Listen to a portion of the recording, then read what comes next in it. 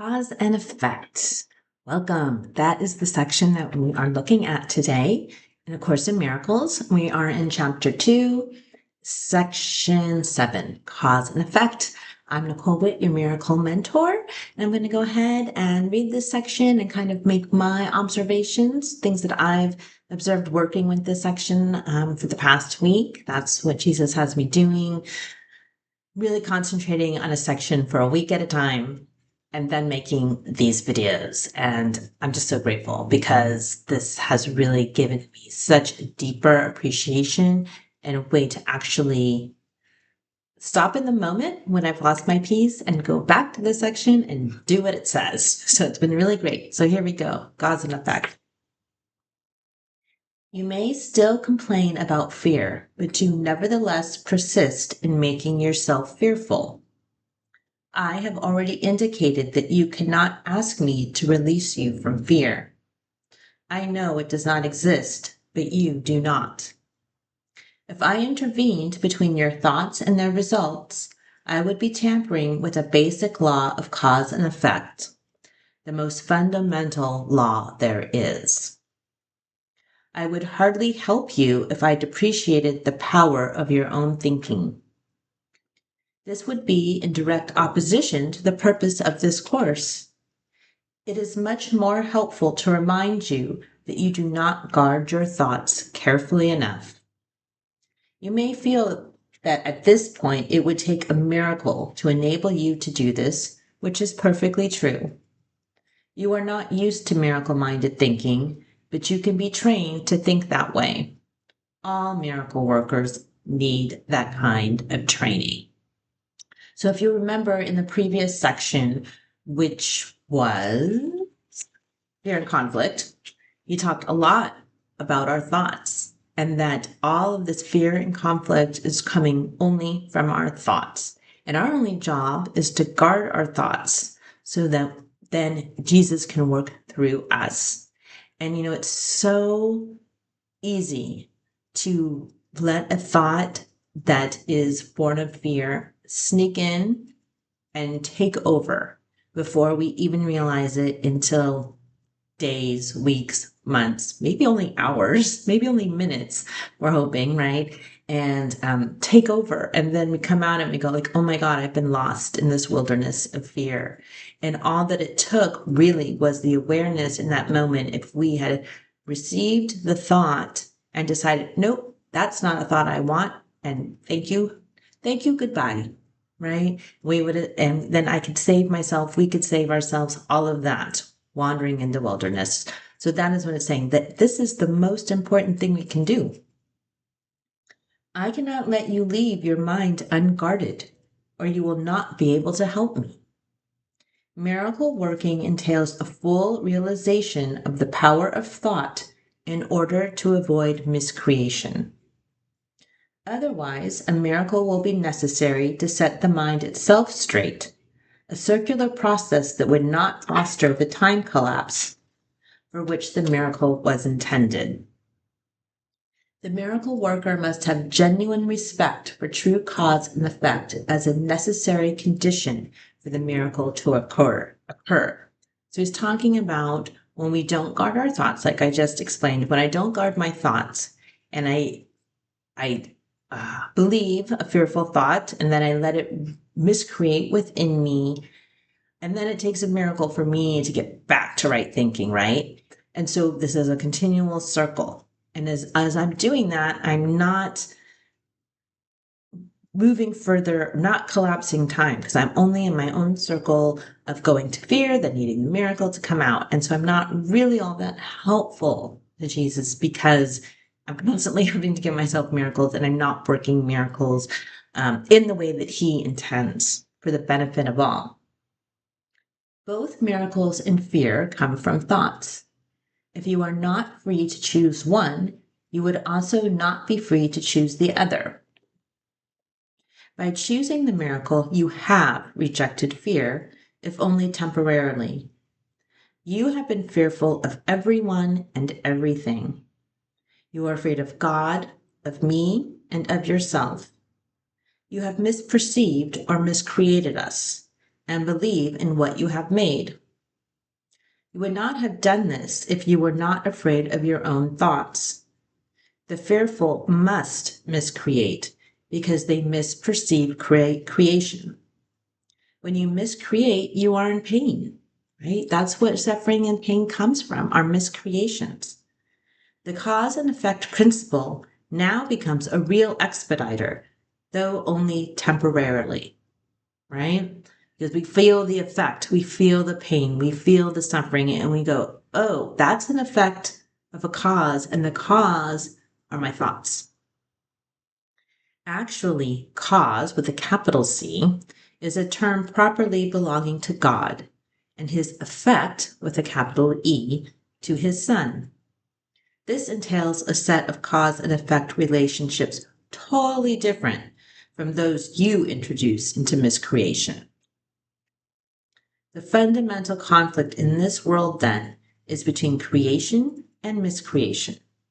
All fear is implicit in the second, and all love in the first. The conflict is therefore one between love and fear. And that is it. That is all the conflict we ever experience, all the conflict we ever see with our eyes out in the world. Just, it's only a conflict between love and fear.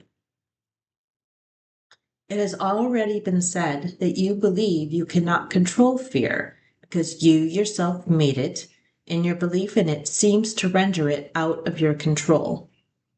Yet any attempt to resolve the error through attempting the mastery of fear is useless. In fact, it asserts the power of fear by the very assumption that it need be mastered. The true resolution rests entirely on mastery through love.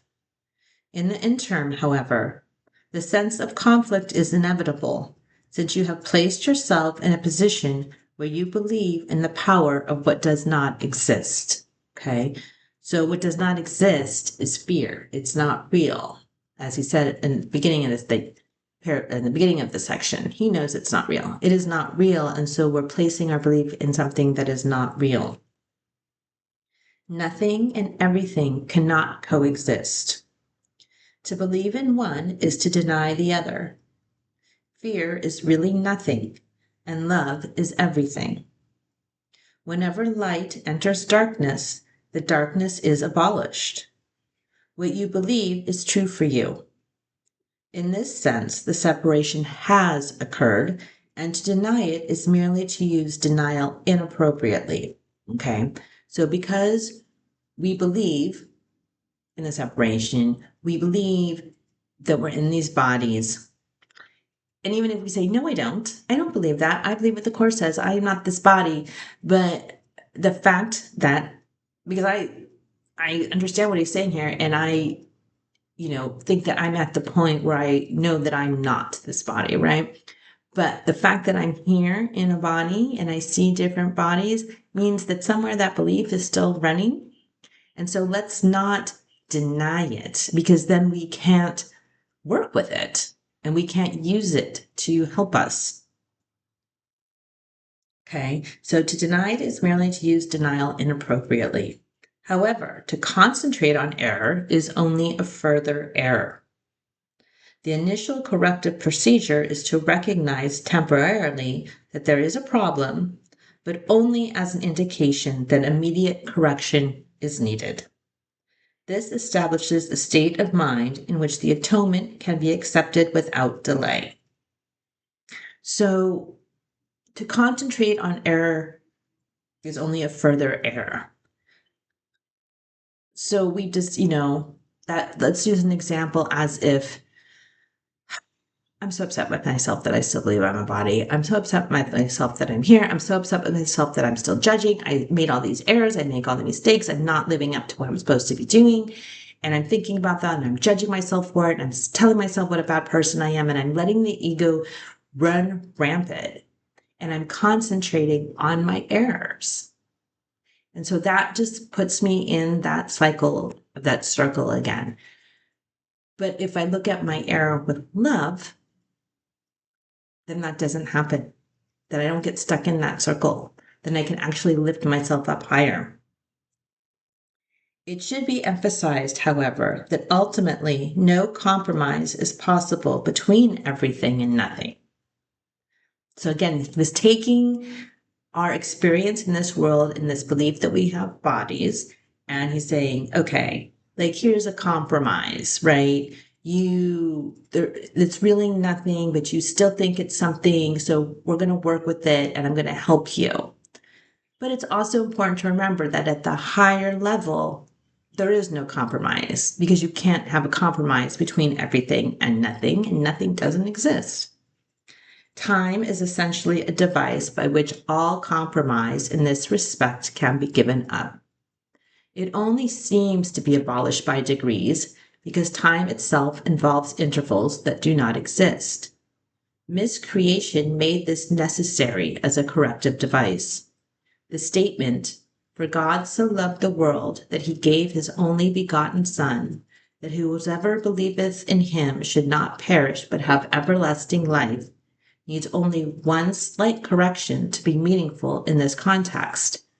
He gave it to his only begotten Son. Okay, so let me read that again with the correction that Jesus is giving us. For God so loved the world that he gave it to his only begotten Son. It should especially be noted that God has only one Son. If all his creations are his sons, everyone must be an integral part of the whole sonship. The sonship in its oneness transcends the sum of its parts. However, this is obscured as long as any of its parts is missing. That is why the conflict cannot ultimately be resolved until all the parts of the sonship have returned. Only then can the meaning of wholeness in the true sense be understood. Any part of the sonship can believe in error or incompleteness if he so chooses. However, if he does so, he is believing in the existence of nothingness. The correction of this error is the atonement, right? And the atonement, again, is that coming back, that oneness with God. I am at one with God. This fear, this error, none of this is having any real effect on my oneness with God or with that love, with my oneness with love, right? That I am love. None of this is having any real effect on that. That's the atonement. I have already briefly spoken about readiness, but some additional points might be helpful here. Readiness is only the prerequisite for accomplishment. The two should not be confused. As soon as the state of readiness occurs, there is usually some degree of desire to accomplish, but it is by no means necessarily undivided. The state does not imply more than a potential for a change of mind. Confidence cannot develop fully until mastery has been accomplished. We have already attempted to correct the fundamental error that fear can be mastered, and have emphasized that the only real mastery is through love. Readiness is only the beginning of confidence. You may think this implies that an enormous amount of time is necessary between readiness and mastery, but let me remind you that time and space are under my control. So what I personally take away from that section is about love and compassion for myself, for when I don't live up to the standard that I would like, when I am not in complete mastery, right? And I'm still in this process, seemingly in this process from going from readiness to mastery. And sometimes I guess I'm always ready, but sometimes my willingness is not quite where it needs to be. So it seems to be a process, but at the end of the day, the answer is with love, to love myself when I make a mistake, to come back to knowing I'm one with God and with love. And the more my mind is centered on those thoughts, the more the effects that I see, or the effects of my behavior, or the effect of my experience of being here, seemingly in this world, will be different. And it will be for you too. I'm so grateful. I'm so thankful that you are here watching this. Have a great day. I love you. Bye bye.